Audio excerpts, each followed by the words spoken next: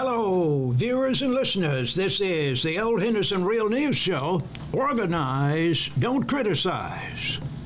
If you want to get ahead in life, ladies and gentlemen, you must start calling people right now and tell them to turn in and listen to the Old Henderson Real News Show on WeBelieveDigital.com, because I will share two things with you tonight, two things that you need to know about that could change your life in 30, 60, or 90 days, and it is how to develop black leadership and control your destiny from birth to death in areas where you're in the majority. And I will be sharing with you what organizations can do this for you. And of course, I have the economic genius with us, Mr. Socrates, and he's going to be talking with us about organizing and not criticizing the human enemies of mankind. He's going to talk about his experience and how leadership is developed starting in the families. How leadership is developed by looking at mentors, by having a desire to change your life, your status, with what you have. Those are the ways leaders are made, and we're going to show you how to do it tonight. And of course, something that is very important, and this is going to be applicable to all the states throughout the nation. We'll be talking about local and state politics, and what happens in Mississippi many times is going to be duplicated throughout the United States. Mississippi is a go-getter state that they say, and I've heard Martin Luther King Jr. and some of the others say years ago, that if you go and whip Mississippi in order, and Georgia and Alabama, especially Mississippi, and get black folks moving in the right direction, you will have equity throughout America.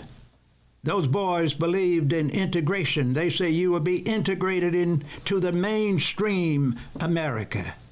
They say everybody will love each other. You will have a melting pot that has melted so you can't tell one race from another. That's what they believed in the 1960s, up until about 1975. And today, in Mississippi, in the South, in the nation, you have more segregation than you had in the 1960s in America. Folks, have we made any significant progress politically and economically as black people? Of course not. We have the same amount of politics and power politically as same economic development initiatives going on. Less than 1% of the means of production, distribution, and exchange in America. Right after slavery, during Reconstruction, black folks control as much now as they did then in politics and economic development. We were more independent then than we are today, November the 7th, 2023. And that's why we talk about it, folks, and tell you how to stop worrying about your destiny and thinking your outside human enemies of mankind going to help you out. They're not supposed to. It's not in their DNA, as Mr. Socrates says. He says, don't expect people to do things that's not going to help them promote their interests. He is exactly right. So, Mr. Socrates, glad to have you. And I want to know why you don't believe that man is going to make any significant changes economically and politically unless there's a new order in America, starting in the South and moving outward. Well, I don't believe that man will give up his position. If you're number one as a football team, a basketball team, you are going to fight with everything that you have to retain that position and that station in life. And mankind, and state government, and communities, and economic empowerment fights the same way to retain all of the benefits that they have and to defeat anybody who challenges them in that way. Well, why black people don't act that way then? You don't think you think you're the only one that believes that? The other so-called black leaders don't believe that? No, black leaders have been colonized. Black leaders are at a point now where they out white folk and the white folk. They want to be more like their oppressor, and they want to get along, and they've been trained that way. In a mighty particular and specific way. The breakdown of the family, the breakdown of the culture, the breakdown of the legacy, all of those things were designed to create a new man and to keep that man wandering and lost and to have his own race turn on him. And we see that inside of black elected officials. We see that inside of the differences in males and females. We have all of this music now that says, no romance without finance. I can do bad all by myself. I don't need no man in the house.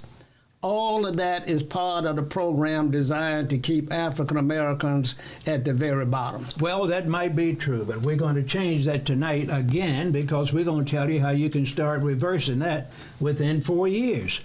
And you must understand, what you're talking about is an old enabling policy that the human enemies of mankind put on so-called black folks through miseducation, religion, and economic beatdowns.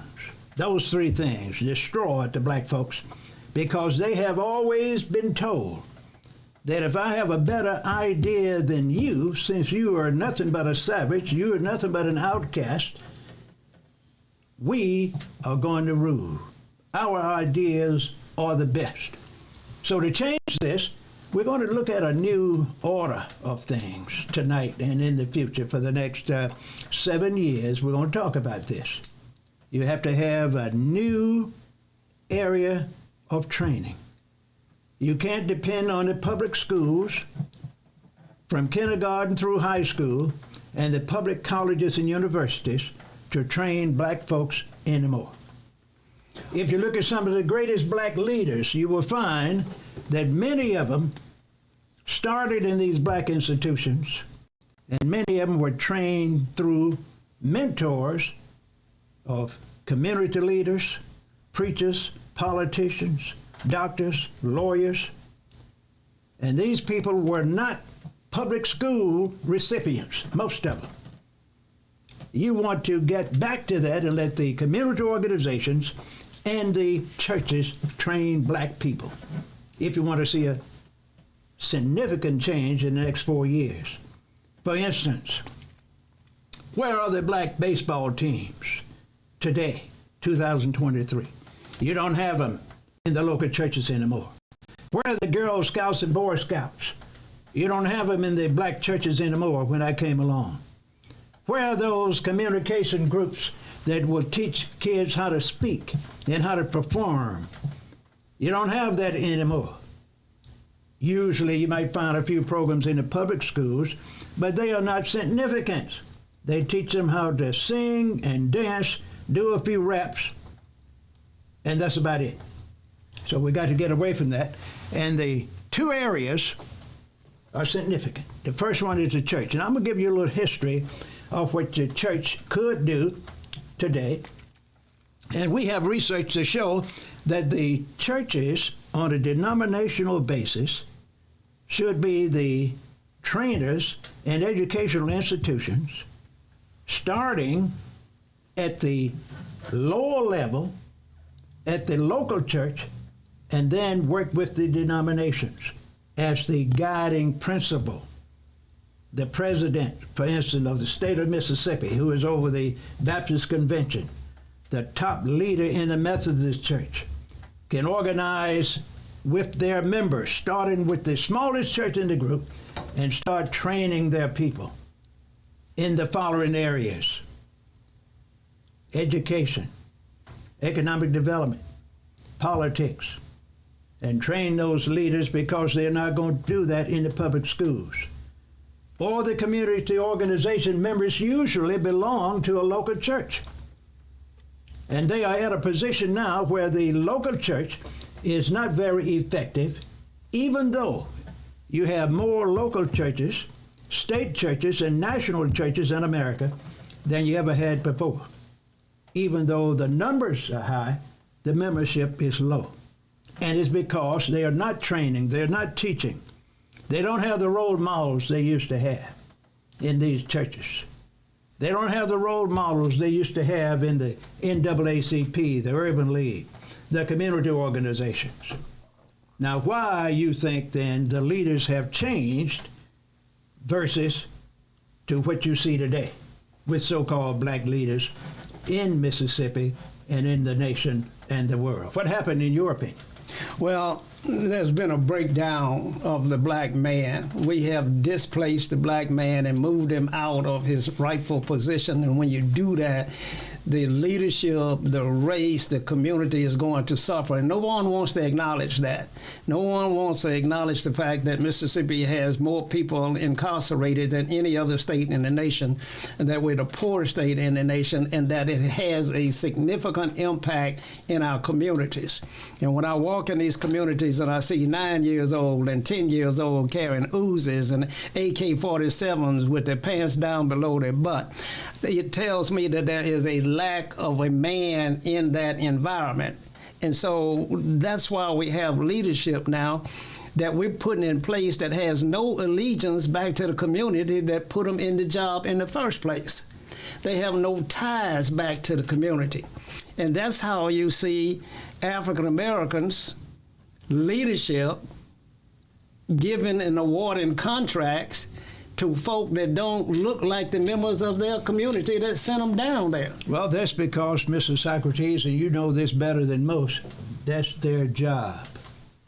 Now, most of the politicians I know, and I've been following black politics since the 1950s, most of them have not changed anything economically in policy from the mid-60s to today. If they had a quota system where blacks were to get 1 or 2% of the goods and services, and I'm talking about state money, state contracts, some of them are doing the same thing. If they had a black or white institution with 1 or 2 blacks on it, that is still the same way today. If they had a school board, for instance, that had a white attorney, you usually have most of the black school boards have white attorneys today, as they did in the past. If you have the black politician in office, you find that he is getting more of his financial support from special interest groups. Special interests, very important. So therefore, you do what you're supposed to do from the money you get from those special interest groups and not the people that don't support you. Why would a black politician give you a contract? And I have, for instance, given him $30,000 as a special interest group, and he's going to break away from that and give you a contract? He's not going to do it. Well, because I called him in. Well, the deal is this, Stan. You told me early on that God said that the people were not going to get to the promised land. Certain generations weren't going to get to the promised land. He kept them wandering for 40 years. That's a fact. So all of them died out. That's right. Until you got that new man, Moses and Joshua and others. Moses caught a lot of hell, according to the Bible, trying to get these Egyptians in order. They were always fighting and complaining and criticizing each other and the leader. And all the time, the God of mankind was trying to feed them and find water for them and give them a good mentor to tell them what they need to do. And every time he would leave and go and pray and try to get himself together, because he was tired of those folks, they would start rebelling. And he said, I'm going to whip them all. So let them die out. And that's what the Lord does, and he's done it twice already. Well, let me ask you this, Doc, because my understanding is that the distance that they had to travel from Egypt to the Promised Land wasn't that far. Not far at all, but it took them, I believe, about 40 years to get there. So we don't really have to have a great migration to make this change. We can have this transition right here. Right where we are, in the areas where we're in the majority, by doing two things. Pool your resources, your finances, and your leadership, and use the mentors that's going to promote your interests.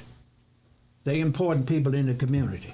Then you look at your churches and your community organizations, and then you do several things. You identify and select through recruiting, through recommendations, some of the brightest males and females in the community and train them in the churches and the community organizations by using your funds, by using your talents. And of course, then you make memorandum of understanding with the public schools and let them get the subjects that you don't want to teach. But according to our research here, the churches and the community organization can dominate education and training in the following areas. Basic education, which is usually math, reading and writing, social studies and communication skills, religious studies, foreign languages, foreign affairs, international law and culture patterns, principles of leadership, economic development strategies, investment models and insurance strategies for the people in their communities, how to build coalitions and unification models. All of this can be done in the churches with the help of community organization, with their own mentors, their own leaders, and they don't have to have a penny from outside sources.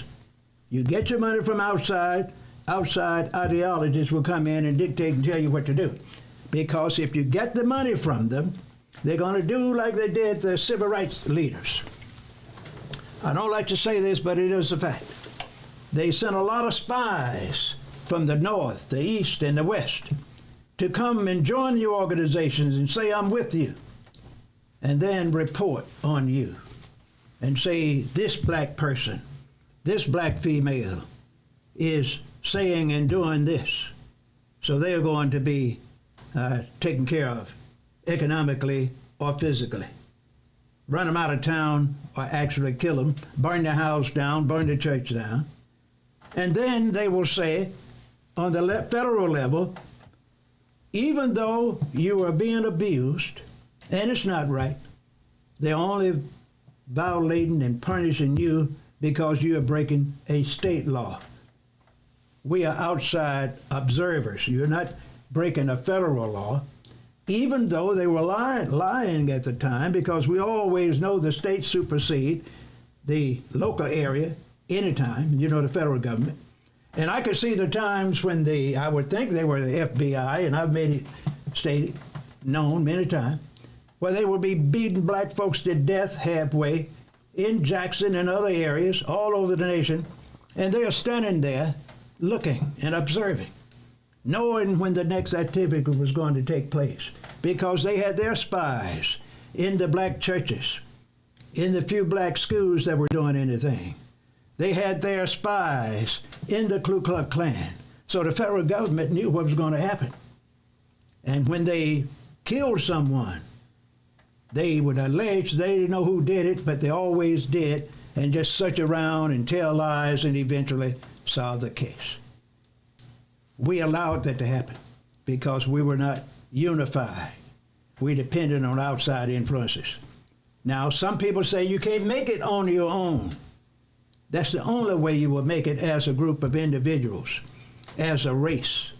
You can't depend on the so-called other minorities to give you the financial support, to give you the mentors you need. What do you think the Hispanics going to do for black folks? What do you think the Jews going to do for black folks on a local level? What do you think the Arabs and the Asians going to do for black folks? Nothing but infiltrate their organizations, give them money and say, this is the leader you are to select. and that leader is controlled by them. And that's the way it's supposed to be. Infiltration, concentration, and delegation. And when you do that, Mr. Socrates, you will not be getting inner peace. You will not be getting your economic contracts. You will not be able to select your superintendent and your school board members. And if you elect one that is sharp or intelligent or independent economically, they are going to make sure that they allow others to come in office, and they're going to be outvoted. They're going to always find someone in the community that knows nothing about religion, knows nothing about politics, and put them in those positions of responsibility because they already own them, they tell them how to vote, and they keep the status quo, economically, politically, and socially.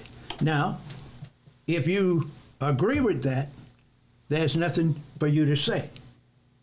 But is there an alteration or an alternative to what I just explained? Well, I don't know. The situation that you described has been going on too long. And so we got to have a breakthrough. And so if we're not going to get the breakthrough out of our African-American leaders, then we have to find new leaders.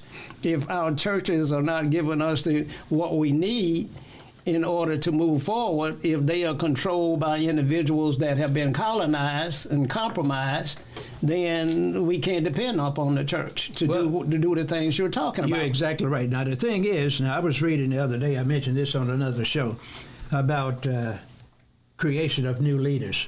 There was a young lady that finished law school at 19 years of age, just in 2022.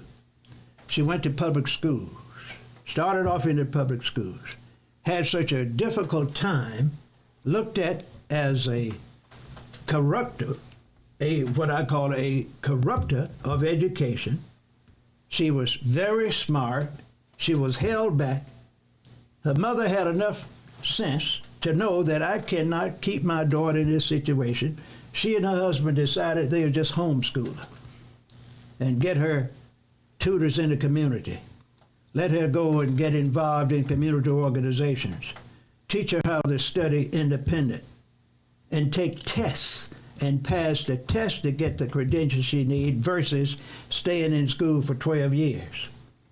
So she finished elementary school, high school, around 13, went to college, finished college when she was around 15 or 16, and graduated from law school at 19. Thousands of instances like that. You cannot depend on the public schools to train and educate your kids. The public school is set up to hurt or destroy about 90% of the black or poor students in any state, north, south, east, or west. And that 10% that are going to help, Mr. Socrates, I have facts to prove it, and you know a lot of your friends like that. When they get to these big white universities and colleges, they usually are taught that I have to integrate, I have to work with everybody because of fairness. I can't be exclusive. I have to fit in. Therefore, I have to leave my community, which you don't have. Black folks don't have communities, they have neighborhoods. You know that. So I got to go somewhere else where I can feel comfortable. That is your generation right now. Those educated folks from these public and private colleges and universities. They better start getting trained in the churches and community organizations and work with these other institutions in areas where they don't have the money at this time to train them in artificial intelligence. But at the same time, the churches and community organizations can be training the young people how to build drones, how to install and break down computers, how to deal and create solar panels, how to learn foreign languages, how to deal internationally with students in other countries.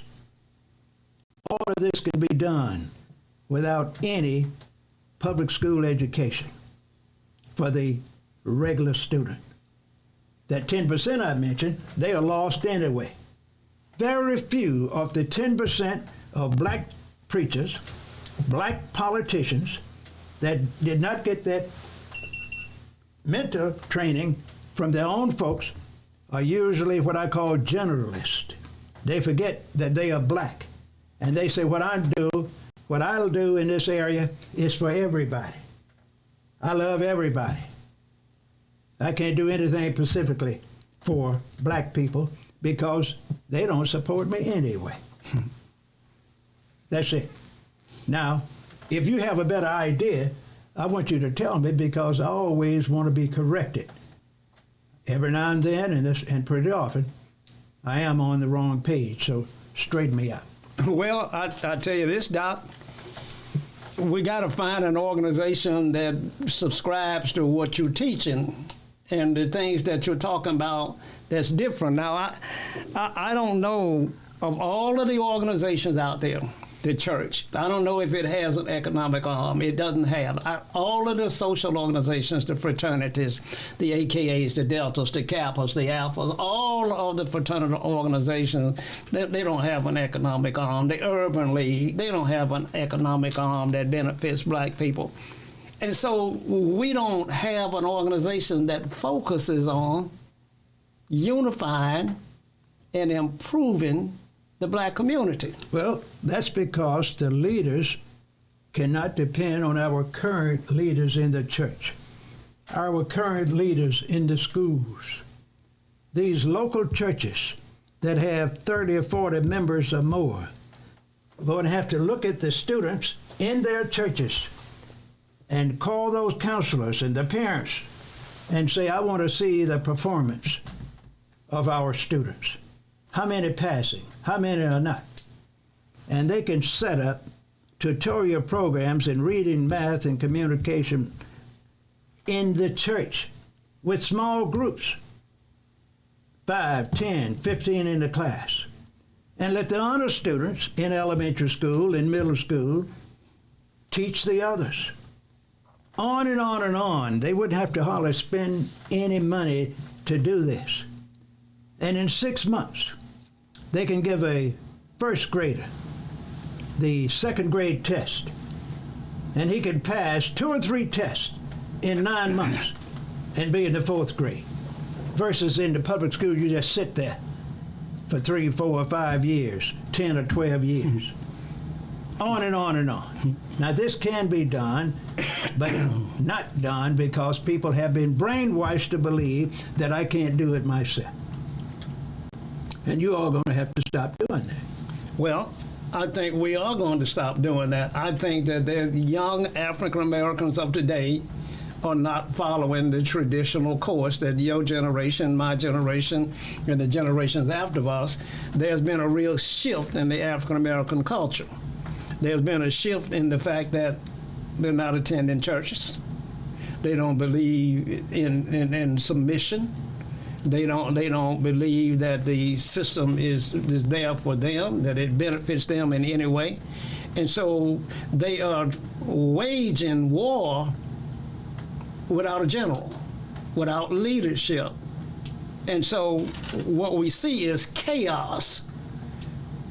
But it's because there is a change that's got to take place inside of the community, that we have to have the kind of leaders that looks out for the benefits of the African American community. And Doc, I don't believe you can get that out of your current pastors. I believe that they think that the goal is to get black people to heaven. I think that's their number one goal and objective, is to get black people to heaven. That is correct. I have to admit that. And that is not a good concept. I would rather live in heaven any time during my lifetime than live in hell on earth and let somebody tell me to catch all the hell I can, be disrespected economically, politically, socially, and otherwise, and just take all of that, hoping I go to heaven when I get 50, 60, 70, 100 years of age. A person like that teach that kind of philosophy most certainly probably won't get to heaven themselves, whether they're in religion, politics, or running a community organization. Those kind of people are dangerous. That's why you have to look within that same organization and see who they are training, see who these bishops and pastors are training. Look at some of those men and women that have more skills, more computer knowledge, better communication skills, and other skills, more technology skills than the current pastor, the current superintendent, the current teacher, and get those out into the churches and community organizations and start those small classes. And do like some people do. I met a young lady at Jackson State University. I mentioned this sometime before. I think she is about 19 or 20. Can speak 7 languages. 7. Great academic student, an honor student. And she is playing soccer. Several others like that. Do all kinds of things. And she told us personally, I didn't learn this in the public schools. I learned a little English, and they taught me a little of one other foreign language, but my mother and dad and community told me and showed me that I can learn more by working through my church and my community organization than the public schools. And she was able to get a full scholarship at a certain university here in Mississippi and other universities, but she chose one here in Hinds County just because she wanted to be at a black university. Had scholarships in the north, south, east, and west. That's what our black students going to have to do. Well, they're going to have to do that, or we're going to have to build a new team. Now, Doc, I'm thinking that poor whites and blacks got to unify. How are you going to make that happen, Mr. Shaggy? I'm going to sit here because I need to know that. I know I don't know a lot, but you tell me that and I'll learn something new tonight. It's the only solution, because poor whites are suffering. Let those that are suffering band together. Let those that are lacking, let the pain be so great that they are forced to join together and march against the enemy. And the enemy are institutions. The enemy is the elite. The enemy is the government. When we allow 400 members in Washington, D.C. to control our lives, things are out of control. When we allow 7 members of the city council in Jackson, Mississippi to control our lives, things are out of control. And so, but we can't do it alone. We're not strong enough. Moses, that you refer to often, thought he was an Egyptian, was trained by the Egyptian. When he learned that he wasn't an Egyptian, he brought the skills that he had to liberate his people, and God chose him.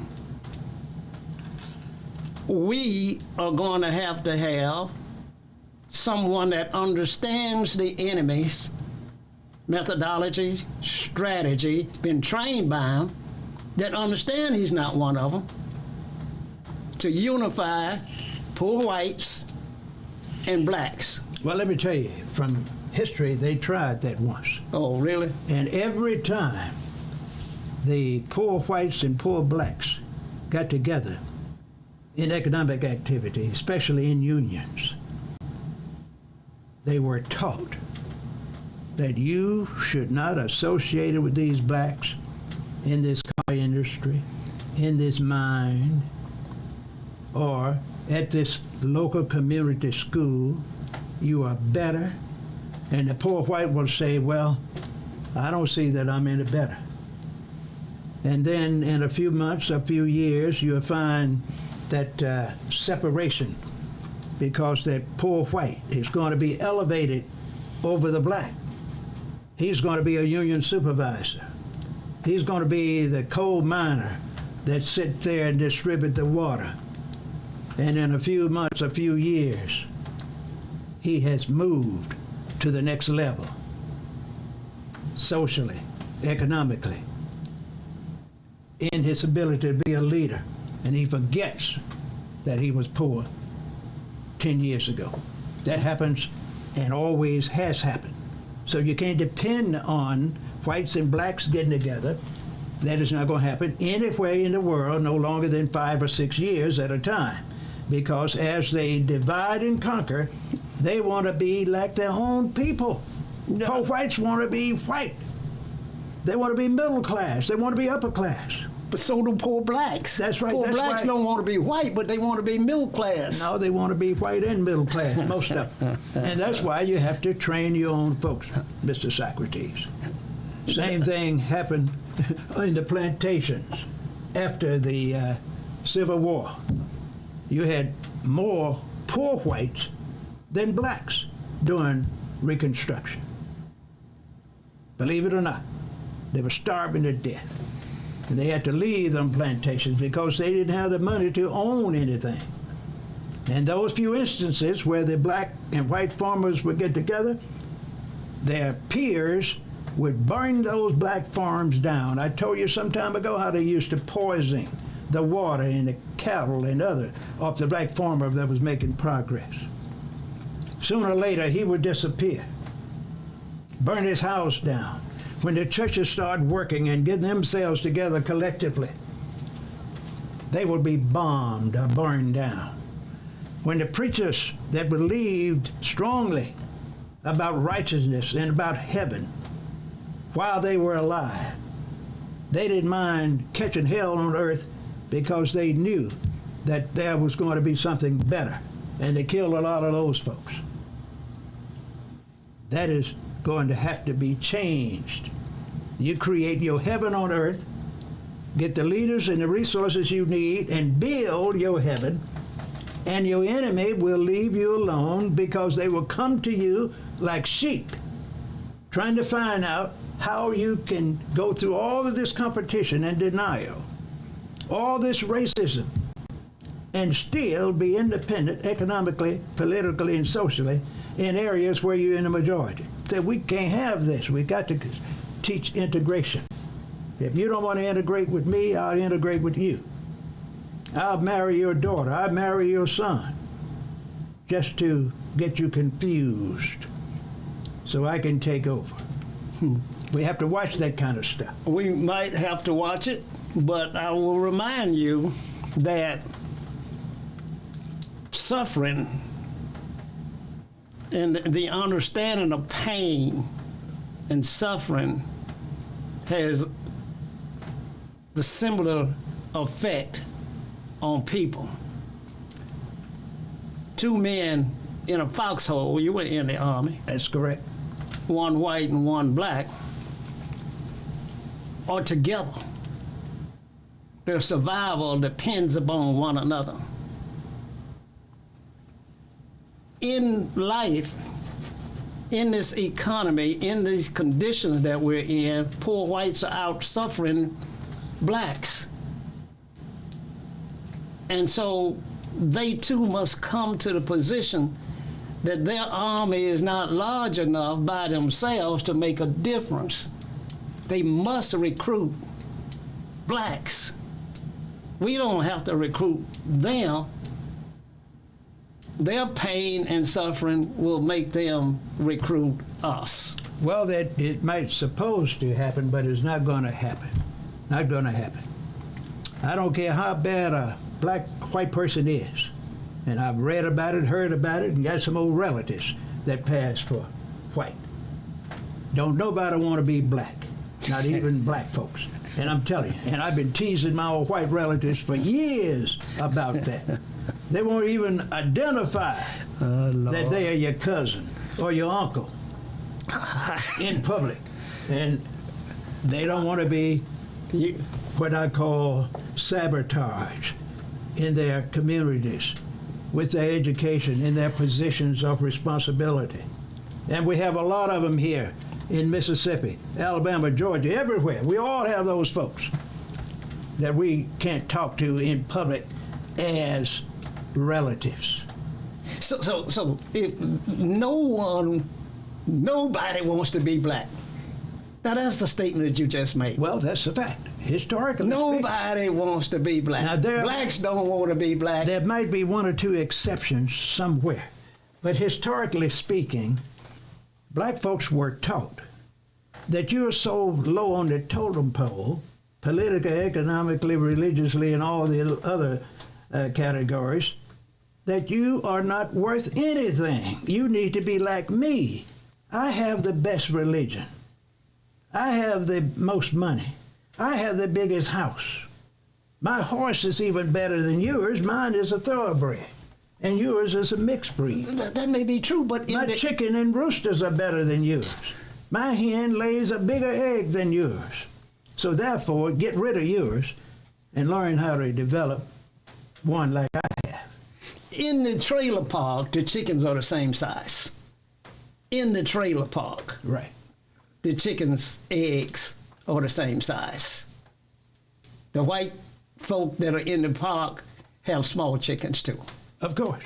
And so there is a chance that God will put it on their heart that it's time for them to elevate themselves, and there's but one way to do it. How is that?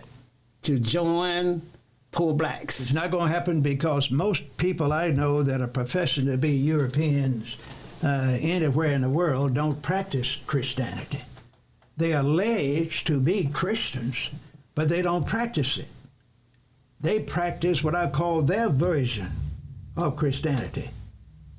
They practice their versions of their local and state constitutions and confederations that they put together. They are not including us in anything they do because we allow it to happen.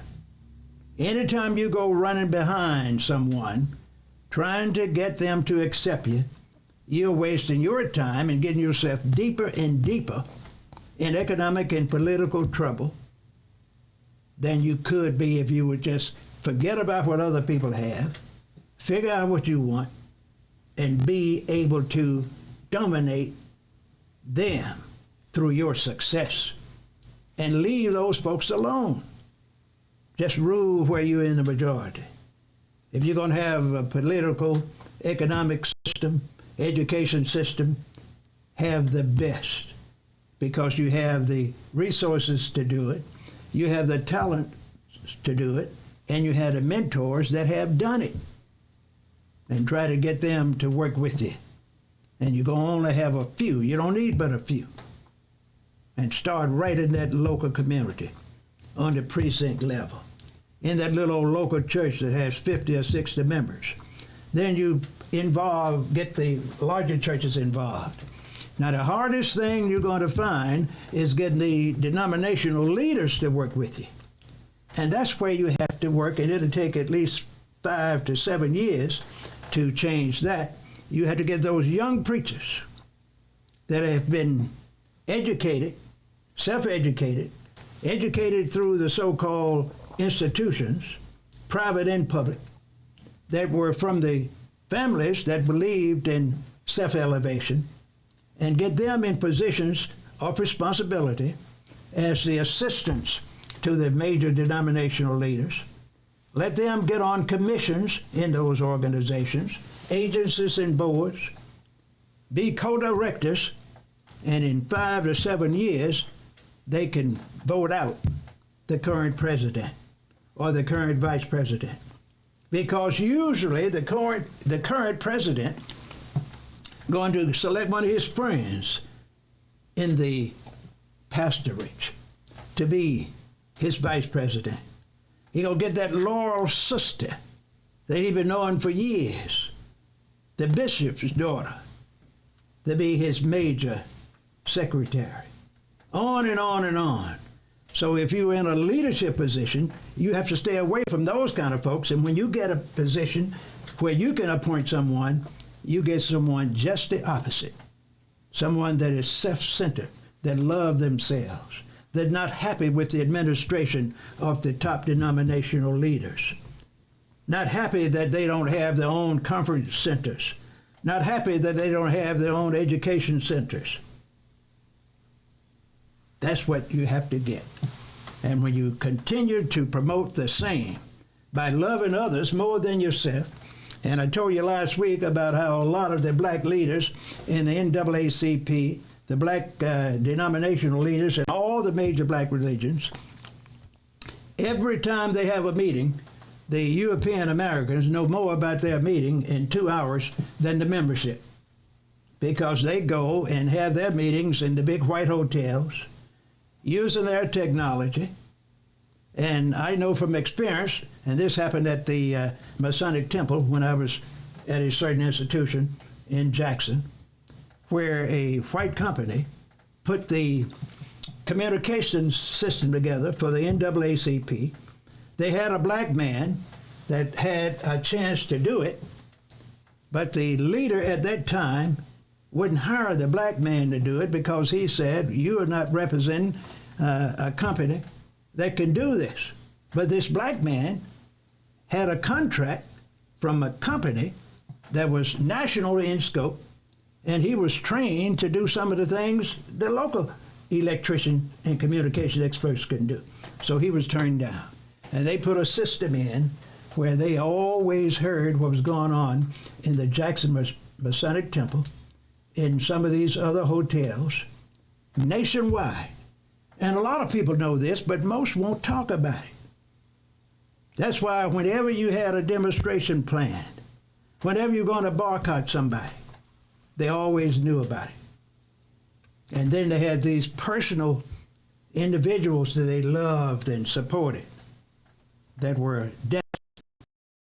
So when your enemy gives you your food, your clothing, your transportation, and your facility where you're going to meet to plan something against him, even if you plan something that's going to help you, it's not going to do you any good, because he's going to know your plans, and any good general can win a war if he has the enemy's plans in advance. Just that simple. Yeah, that's true. But there's a movement afloat. Doc, I wonder if you're aware that there are more interracial couples and interracial children being born in the ghetto, in the projects, than anywhere else in the world. I'm aware of that, most certainly. And so that signals to you and me that poor whites, the poor they are, will commingle and integrate with poor blacks. Yeah, because they can't do the same thing with the whites. The middle-class whites, upper, lower, or super high whites, don't want to work with those kind of people. They don't want them living in their neighborhoods unless they're in a trailer park. They don't want them in their subdivisions. They don't even want them in their schools, in their private schools, if they can afford it. So is the condition of poor whites less than the condition of blacks? No. According to our sociology, we are the lowest in every category of human activity in the minds of European Americans and Europeans worldwide. And everyone that I've ever read about or talked to always wanted to do a little better than the smartest black man. See, Doc, we got to get smarter. Now, the government created affirmative action, and they created quotas on contracts. But so that never did help black folks. Well, let me just make this thing clear. When they did this affirmative action, it was supposed to be for black Americans. But if you read the legislation, you won't find that word in none of that narrative.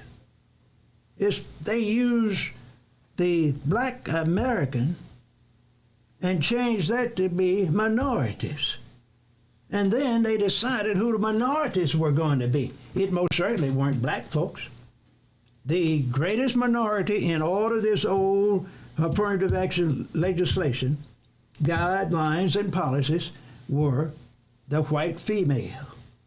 That is who affirmative action was set up for, white females. They were not in the medical schools at the time. They were not in the law schools, one here, one there. And black folks were there in a similar position with the white females. One black at Harvard, one or two at Princeton or Yale, one or two in medical school somewhere. But when they got affirmative action, white women hit all those areas, finance, government. And then they say these black folks are too smart, so we're going to have to figure out a way to get them on a quota system.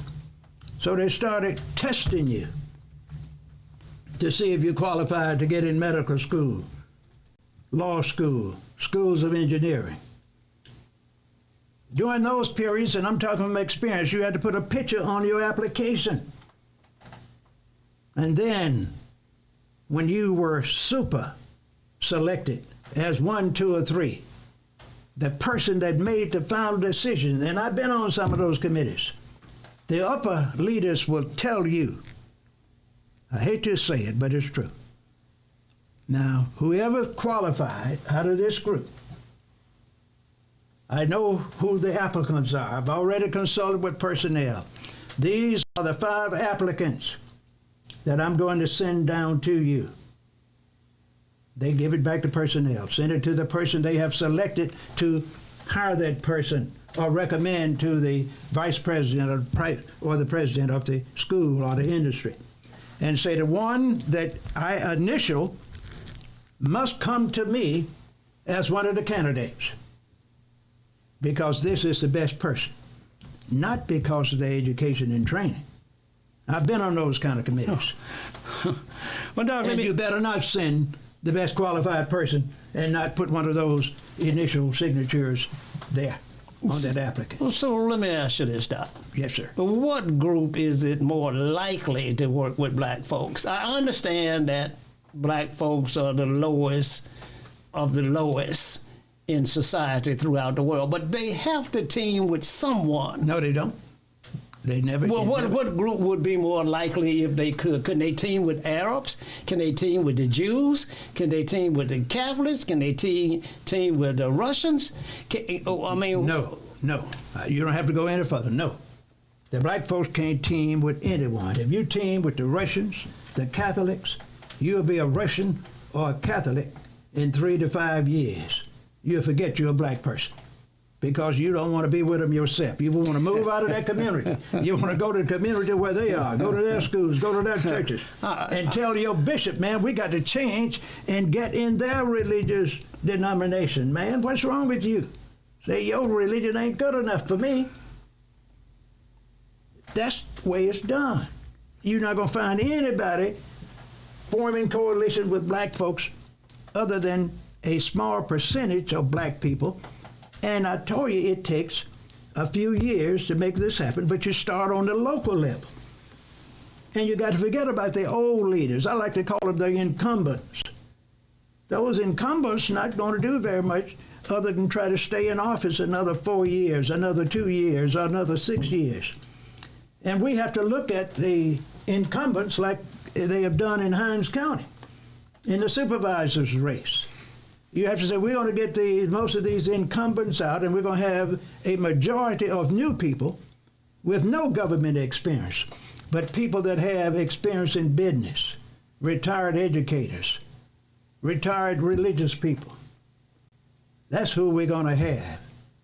And if you put a lot of incumbents out of office with new leaders, and if you were smart, you would get one of those majority new leaders to be the president of that new group, the city council or the supervisors, and not let one of them old supervisors who's been there 4 or 5 terms be the president or be the leader or the executive director, whatever you call him, because you're going to stimulate the same interests, the same contracts going to be given to those people that's been getting them all along. But see, these new people that get in office, in politics, in churches, in businesses, don't think they're smart enough to do it. But every position I know of in the world has a job description. And if you can't read well enough to understand what it is, you need to share it with somebody, let them tell you what your duties and responsibilities are. But most of these new people who get in these jobs are as highly educated as the one they kick out of office, and sometimes higher educated and more experienced. But they don't have that inner will to say, we're going to take over. They let the one that's been in there several terms be the leader again. And then he's going to forget about them and get a majority and let some of those new elected leaders on the wayside. They'll be on the wayside. That is happening right now in Hinds County. It's going to happen soon in the city of Jackson. It's going to happen in some of the other towns like Hazelhurst and Bolton and others, and some of the big towns down in the southern part of Mississippi and other states. It's going to gradually be some changes. And these incumbents are going to get scared. And then these new elected officials in education, in government, and in community organizations going to have that will and the power then to think of their importance and start creating a new system, making these new men and women that I'm talking about. And this can be done in 3, 5, or 7 years, because we don't have but 6 years left to make it happen. 6 years. And after, and I'm going to talk about this next week, after 6 years, if black people are not doing what they're supposed to do for their own interests, they're going to be set back 200 to 300 years. 200 to 300 years, and I will explain then the turmoil that black people are going to be going through in America, in the world. It's going to be 3 times worse than it is today. Lord have mercy. I can't take 3 times worse than it is today. What it's going to be. Because if you don't organize and don't be criticizing your enemies, don't do anything for yourself, I've been telling you now for at least 2 years, you are going to be put against the fire. The flood has passed. And I'd rather deal with a flood any time than fire. I might can get on a tree limb or something and survive that water. Might get in a floating car and go on down the river. But you can't beat that fire, Doc. So I want to tell you, Mr. Socrates, I'm just waiting for next week. I want you to come back and let's talk some more. And we are going to continue to talk about solutions. Do you mind if I bring a poor white with me next time? Bring a poor white, and bring a good black Uncle Tom, and then bring a young person under 30. Okay. And let's give them an opportunity, because we want new people to come in here. I enjoy having white folks on my team when we are on the radio and TV show. I want you to bring some of those poor white folks, some of those middle class, some lawyers and doctors and attorneys, and that mid-range businessman. And you're going to see how many are going to tell you they want to be black like Socrates or Eldridge Henderson. You find one of those, I will personally get up and call my assistant and tell them to bring you $500. If I can find one of those. That's right. And I check them out and find out they are real from their experiences in the past. Won't happen, sir. Won't happen. Because all I would have to do, and we're going to conclude, I would have to look at who they invited to their weddings, who they invited to their parties, and who they invited to their funerals, and the last one, who they visit from time to time as a friend. And that'll determine what road they've been going on all their lives. All right, Doc. So this is it, folks. So I want to tell you, ladies and gentlemen, if you want to know more about how to survive, how to change your life, your status, your family, and your community, which you don't have. You have neighborhoods. In 30, 60, 90 days, you need to continue to listen to the Eld Henderson Real News Show. Organize, don't criticize. And you have to think about how you can solve your problems by pooling your resources, your talents, and your leaders, and then start training them. Select the ones that's going to look out for your interests and their interests, and then put them in responsible positions on agencies, boards, and commissions as assistants and interns, and work close with the so-called current black leaders. And then when you get in a position where you can make a decision, you encourage your current black leaders to retire. Give them a retirement check. Give them some insurance. Buy them a new car. And let them be your advisors. And every time you have a major state or national meeting, pay for it yourself. And let them go with you. That's the way to do it, folks. Now, that sounds very, very simple. That's the way the others do it. And you can do the same. So, Mr. Sock, you have any final statement? How can folks get in touch with you? You know, Doc, they can get in touch with me at 601-209-9199. We love to talk to you. We love to have you here on a podcast with Dr. Henderson or myself on our various shows. And we just love to get you involved. We need more diversity in our community. And so, Doc, I look forward to trying to bring some guests in the categories that we just named. That's right. As we go, I'm going to be looking for what I call a street person. I've met some out there. College graduates, PhDs, master's degrees, homeless. They have a few little problems like drugs, alcohol, and mental problems. But when you talk to them, you don't know that. We're going to have to get a few of those in here. I know quite a few of them. Okay. All we're going to do is just go to Goodwill and get them a nice suit. And you think you're talking to a genius and a rich man. I'm going to get some. Okay. Thank you, ladies and gentlemen. We'll see you next week.